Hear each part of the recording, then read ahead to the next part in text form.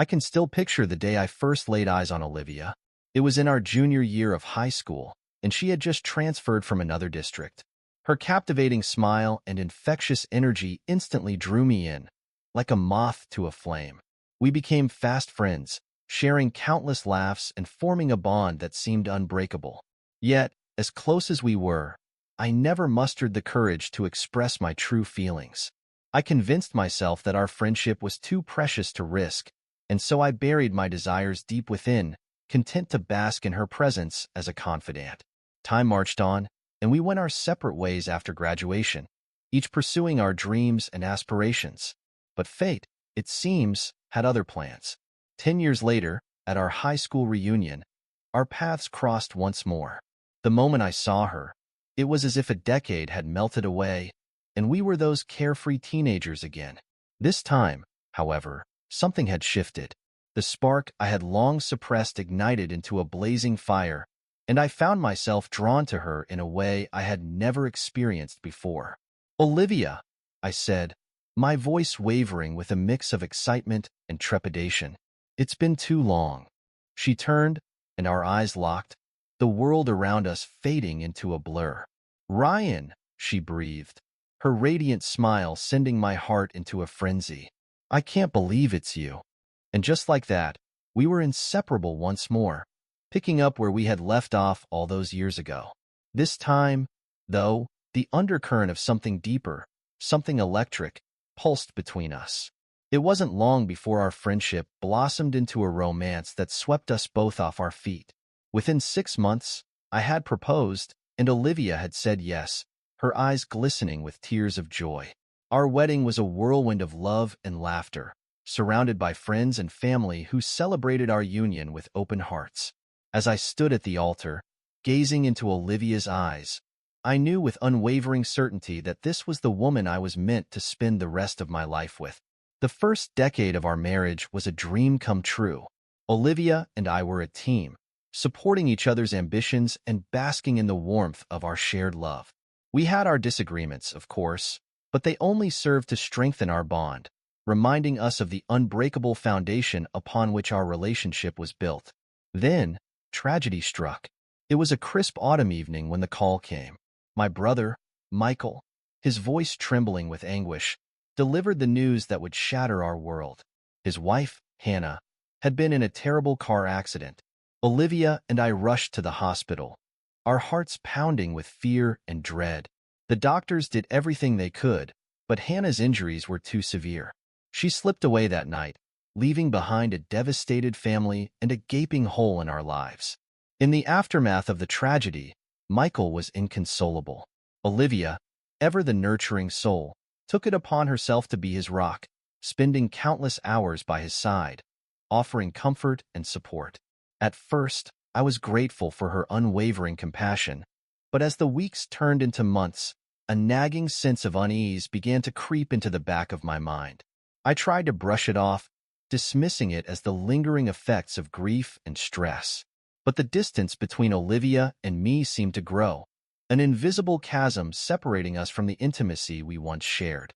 "Ryan, Jessica, Olivia's best friend, said one day, her voice laced with concern. "Have you noticed how much time Olivia has been spending with Michael lately?" I nodded, my heart sinking.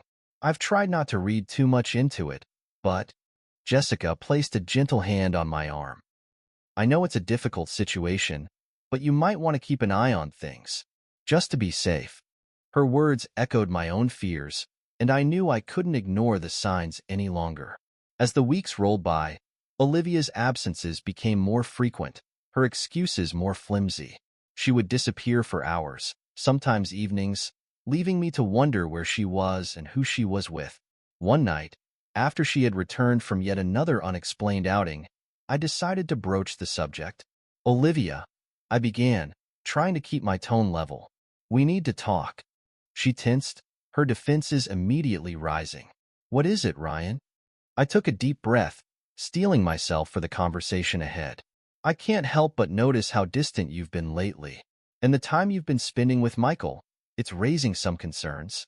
Olivia scoffed, her eyes flashing with annoyance. "Are you seriously going there? Michael just lost his wife, and he's struggling. I'm simply trying to be there for him, like any good sister-in-law would. I understand that, I pressed on, but it's been months, and you're barely home anymore. It's taking a toll on our relationship. She shook her head, her lips pressed into a thin line. I can't believe you're being so selfish. Michael needs me right now, and if you can't understand that, then maybe the problem lies with you. With that, she stormed off, leaving me standing in the middle of our living room, feeling more alone than ever before. The next day, I confided in my colleague and friend, David, over a lunch break. I don't know what to do, man, I said, picking at my food. It's like she's a different person these days. David nodded, his expression grave. Look, Ryan, I don't want to jump to conclusions, but the situation does sound concerning. Have you tried talking to her again? I sighed, running a hand through my hair. She just shuts me down every time, accuses me of being insensitive and selfish. Maybe it's time to take a step back and really observe what's going on, David suggested. Gather evidence, if you have to. I know it's not an ideal situation, but at least you'll have a better idea of what you're dealing with. His words struck a chord, and I knew he was right. As much as I wanted to trust Olivia, the nagging doubts were becoming too loud to ignore. If I wanted to save my marriage, I needed to uncover the truth, no matter how painful it might be. David's advice echoed in my mind as the days passed, and the distance between Olivia and me seemed to widen. I knew I needed to get to the bottom of this, no matter how painful the truth might be. One evening, as I sat alone in our living room, an idea struck me. A spontaneous weekend getaway, just the two of us. A chance to rekindle the flame that had once burned so brightly in our marriage. The next day, I made arrangements for a cozy bed and breakfast in the mountains, a place where we could escape the distractions of our everyday lives and reconnect. With a renewed sense of hope, I set out to surprise Olivia with the plan. As I approached Michael's house, intending to discuss the details with him, something felt amiss. The front door stood slightly ajar, an eerie silence hanging in the air. I hesitated for a moment, torn between respecting their privacy and heeding the nagging suspicion that had taken root in my mind. Ultimately, curiosity won out, and I stepped inside, my footsteps muffled by the plush carpet. The sound of faint laughter drifted down the hallway, drawing me closer like a moth to a flame. With each step, my heart pounded harder, a mixture of fear and anticipation coursing through my veins. And then, as I rounded the corner, the world as I knew it shattered into a million pieces. There, in the dimly lit living room, Olivia and Michael were locked in a passionate embrace, their bodies intertwined in a way that left no doubt as to the nature of their intimacy. The air was ripped from my lungs, and for a moment, I felt like I was trapped in a waking nightmare. My mind refused to process the scene unfolding before my eyes, the betrayal cutting deeper than any physical wound. Somehow, I managed to regain my composure long enough to fumble for my phone, capturing the damning evidence with a few quick snaps. Then, as silently as I had entered, I slipped away, my heart shattering with each step. The drive home was a blur, the images of Olivia and Michael seared into my mind like a brand. I felt numb, disconnected from reality, as if I were floating outside my own body. Once inside our house, I instinctively sent the photos to my email, ensuring I had a concrete record of their infidelity. But a part of me craved more proof, a desperate need to validate what I had witnessed. With trembling hands, I retrieved Olivia's phone from her purse. Thankfully, she had never bothered to set a passcode, making it all too easy to access her messages and photos. What I found shattered any lingering doubts. Countless text exchanges, laced with flirtatious banter and suggestive innuendos. Intimate photos, leaving little to the imagination. It was all there, a sordid trail of deceit that stretched back months, perhaps even years. I forwarded every incriminating piece of evidence to my own email, my stomach churning with each tap of the screen. By the time I was done, the weight of their betrayal felt suffocating, pressing down on me like a physical force. Exhaustion overwhelmed me, and I collapsed onto the couch, my mind reeling from the revelations of the day. How could the woman I had loved so deeply, the one I had vowed to cherish and protect, have betrayed me in such a devastating way? In the following days, I wrestled with how to confront Olivia and Michael about their affair. A part of me wanted to lash out, to unleash the fury and anguish that burned within me. But another part, the rational side that still clung to the remnants of our once-cherished bond, urged me to approach the situation with a level head. Ultimately, I decided on a family gathering, under the guise of discussing a memorial for Hannah. It would be a controlled setting, with trusted friends and family present to bear witness to the truth. As everyone assembled, the air was thick with tension, a palpable undercurrent of unease that seemed to permeate the room. Olivia and Michael exchanged furtive glances, no doubt sensing that something was amiss. "Thank you all for coming," I began, my voice steady despite the maelstrom of emotions swirling within me. "Before we discuss the memorial, there's something I need to address." With a few taps on my laptop, the incriminating photos and messages filled the screen, their sordid details laid bare for all to see. A collective gasp rippled through the room, followed by a deafening silence. Olivia's face drained of color, her lips parted in a silent plea for understanding. Michael, on the other hand, averted his gaze, shame and remorse etched into his features. "How could you?" Jessica's voice cut through the tension, laced with disbelief and anger. "After everything Ryan has done for you, for this family?" David's hand gripped my shoulder, a silent show of solidarity amidst the chaos. Olivia and Michael fumbled for excuses, their words tumbling out in a jumbled mess of justifications and half-truths. But their lies rang hollow, their actions too blatant to deny. The confrontation spiraled from there, a deluge of accusations and recriminations flooding the room. Friends and family took sides, their voices rising in a cacophony of outrage and disappointment. Through it all, I remained silent, a hollow shell of a man left to watch as the remnants of his once idyllic life crumbled around him. The aftermath of the confrontation was like a nuclear fallout, the shockwaves rippling through our once close-knit family, leaving devastation in their wake. The bonds that had once held us together lay shattered, scattered like broken shards of glass. Margaret, my dear mother, was perhaps the most deeply wounded of us all. Her face, etched with the lines of a lifetime of love and sacrifice, crumpled in anguish as she struggled to comprehend the depths of her son's betrayal. "How could you do this?" she whispered, her voice trembling with a heartbreak that cut deeper than any blade. "To your own brother, to this family?"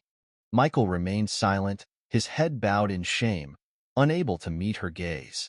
Olivia tried to offer an explanation, but her words fell on deaf ears, drowned out by the anguished cries of a mother whose world had been torn asunder. In the days that followed, a palpable tension lingered in the air, a thick fog of anger and disillusionment that seemed to permeate every corner of our once happy home. Olivia attempted to reach out to me, her pleas for understanding ringing hollow in the face of her deceit. "Ryan, please," she implored, her eyes glistening with unshed tears. "We can work through this. Our love is stronger than this betrayal." But I had lost the capacity to see the woman I had once adored. In her place stood a stranger, someone whose actions had shattered the very foundation of our marriage, leaving it a crumbling ruin. "How can I ever trust you again, Olivia?" I asked, my voice laced with a weariness that ran soul-deep. "You've taken the most sacred bond we shared and trampled it underfoot." Her lips parted, but no words came forth. There was nothing left to say, no explanation that could undo the damage she had wrought. Eventually, Michael made the decision to leave town, unable to face the judgment and scorn of those he had wronged. It was a coward's move, an escape from the consequences of his actions, but I couldn't find it in myself to care. As for Olivia, her world crumbled around her. Jessica, once her closest confidant, turned her back in disgust. Other friends followed suit, ostracizing her from their circles, leaving her to face the weight of her choices alone. I watched from a distance, a detached observer in the unraveling of her life. A part of me felt a twisted sense of satisfaction, but mostly, I just felt hollow, a mere shell of the man I had once been. In the end, the dissolution of our marriage was inevitable. The trust, the bond that had once defined our relationship, had been irreparably severed. leaving nothing but a hollow shell of what we had once cherished. Alice Green, the lawyer I had entrusted with navigating the legal proceedings, was a godsend. Her empathetic demeanor and unwavering professionalism provided a steady anchor amidst the turbulent seas of my emotional turmoil. "Ryan," she said, her voice gentle yet firm, "I know this is an incredibly difficult time for you, but I want you to know that I'll do everything in my power to ensure a fair and equitable resolution." I nodded. As the divorce proceedings unfolded, I found myself reflecting on the love Olivia and I had once shared. How could she do this to us? I asked Alice one day, my voice barely above a whisper.